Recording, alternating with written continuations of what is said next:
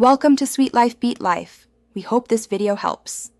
In this video, I will explain how to make a delicious taco base. First, let's gather our essential ingredients. You'll need your choice of protein, like 1 pound of ground beef or chicken, along with fresh vegetables such as onions and bell peppers. Don't forget key spices like chili powder and cumin to build that authentic flavor profile. We'll also need a little oil for cooking. Now, let's cook our protein.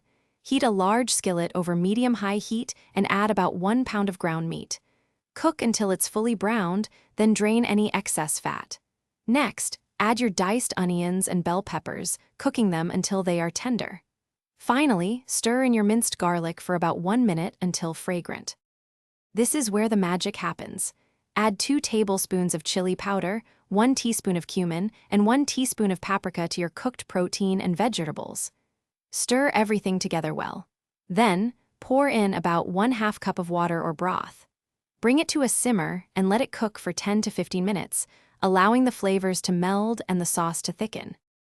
Your taco base is almost ready. Give it a taste and adjust the seasoning with salt and pepper as needed. For a bright finish, a squeeze of fresh lime juice can be wonderful.